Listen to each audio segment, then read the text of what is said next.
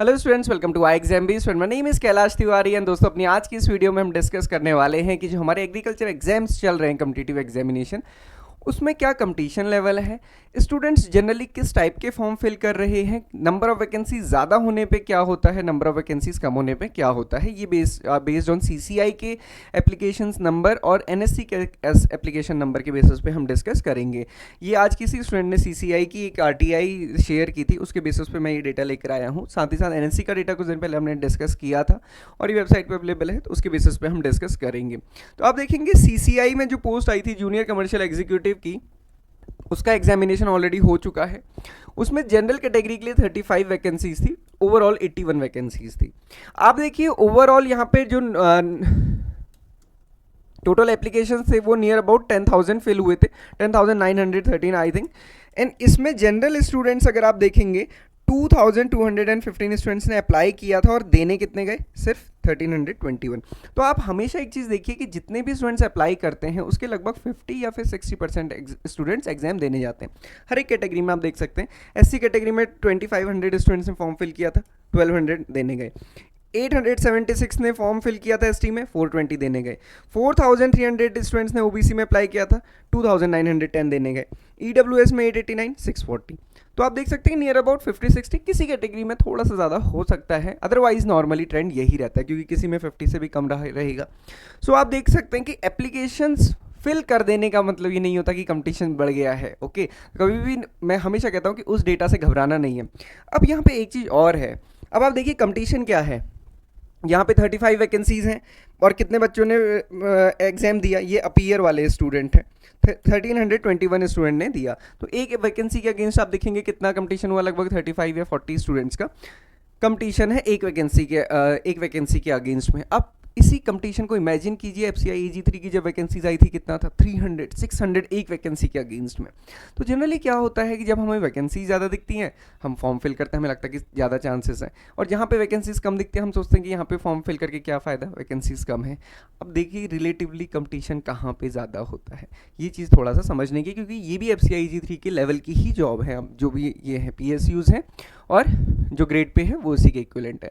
Similarly आप NSC में देखिए, एनएससी में एग्रीकल्चर जो ट्रेनिंग एग्रीकल्चर में थे उसमें 40 वैकेंसीज थी टोटल, और इसके लिए कितने फॉर्म फिल हुए, 12,687। वहाँ पे 81 वैकेंसीज थी, 10,000। यहाँ पे 40 वैकेंसीज, 12,000। 9 वैकेंसीज हैं जनरल की और फॉर्म कितने फिल हुए हैं, 1,740। और वहाँ पे कितने हुए थे, थोड़े से ज़्यादा थे, बट 1,300 स्टूडेंट ने अप्लाई किया, एग्ज़ाम दिया था। अब यहाँ पे और बच्चे कम एग्ज़ाम देंगे तो आप समझ सकते हैं कि फिर भी मतलब कहने का मतलब है वहाँ से ज़्यादा यहाँ पे कंपटीशन और वैकेंसीज कम है। तो हमें हमेशा क्या देखना है कि ओवरऑल नंबर ऑफ वैकेंसीज के बेसिस पे नहीं, जो भी आपके लिए एग्जामिनेशंस रेलेवेंट हैं वो आपको फिल करने हैं। और एक चीज़ हमेशा देखिएगा कि जो एग्जामिनेशन पैटर्न है वो थोड़ा सा रिलेटेड होना चाहिए। ऐसा भी नहीं है कि किसी डिफरेंट टाइप का एग्जामिनेशन आ गया, उसके लिए पैटर्न बिल्कुल डिफरेंट है, वो आपने फिल कर दिया कि कंपटीशन कम होगा। कहने का मतलब ये है कि आप जहाँ पे एलिजिबल हैं और आपकी प्रिपरेशन अलाइंड है वहाँ पे आप उसको फिल कर सकते हैं। आप देखिए कि बाकी एग्जामिनेशंस में एग्रीकल्चर में रिलेटिवली कंपटीशन कम होता है, क्योंकि बहुत सारे स्टूडेंट्स बहुत फोकस्ड होते हैं कि हम तो AFO ही देंगे और AFO ही के लिए ही प्रिपेयर करते हैं। वहाँ पे इससे ज़्यादा कंपटीशन होता है, हालांकि उसका डेटा नहीं है क्योंकि IBPS को डेटा प्रोवाइड करता नहीं है, बट इससे ज़्यादा कंपटीशन वहाँ पे रहता है। वो आप जस्ट ऐसे समझ सकते हैं कि आप देखेंगे जब लास्ट टाइम पे IBPS AFO के स्टूडेंट्स को इंटरव्यू के लिए ही बुलाया था, तो अराउंड 6,000 स्टूडेंट्स को इंटरव्यू के लिए बुलाया था, और यहाँ पे कितने बच्चों ने फॉर्म फिल किया है। तो आप समझ सकते हैं कि 6,000 स्टूडेंट्स वो थे जिनका इंटरव्यू लेना था IBPS को, और कितने बच्चों ने प्रीलिम्स दिया होगा, उसके बाद कुछ सेलेक्ट हुए मेंस के लिए, उसके बाद कुछ सेलेक्ट हुए इंटरव्यू के लिए। तो जनरली 1:3, 1:5 की रेशियो में रखते हैं, हालांकि पिछली बार थोड़ा सा ज़्यादा रेशियो था।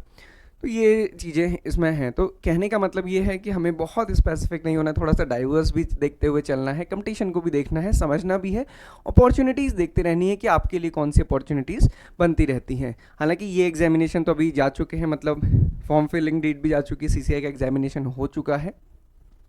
टारगेट ओरिएंटेड भी रहना है, ऐसा भी नहीं कि सारे ही फॉर्म फिल करने हैं, बट ये देखना है कि हाँ अलाइंड अगर प्रिपरेशन है तो आप उसको कर सकते हैं। एनएससी का अभी एग्जामिनेशन नहीं हुआ है, एनएससी की प्रीवियस ईयर पेपर और जो हमारी क्वेश्चन सीरीज़ है वो चल ही रही है, आप उसको अटेम्प्ट कर सकते हैं। इसके previous year paper mock test आपको हमारी वेबसाइट पे मिल जाएंगे, आप हमारी ऐप डाउनलोड कर सकते हैं, उसमें आपको दोनों ही चीज़ बिल्कुल फ्री मिल जाएंगी। आई होप कि ये कंपटीशन का सिनेरियो थोड़ा सा आप समझे होंगे और आपको अब डिसाइड करना है कि किस फॉर्म को आपको फिल करना है, किस को नहीं करना है। बहुत ज़्यादा हमें फिक्स भी नहीं होना है कि बस यही करना है। मान लीजिए आप किसी दिन इंतज़ार कर रहे हैं कि 40 नंबर वाली बस पे चढ़ के जाएंगे और मान लीजिए उस दिन 40 नंबर वाली बस नहीं आई, तो फिर क्या होगा, आप तो खड़े रह जाएंगे। तो इसलिए थोड़ी सी डाइवर्सिटी बनाए रखनी है। This is all for today. Thank you everyone for watching this video.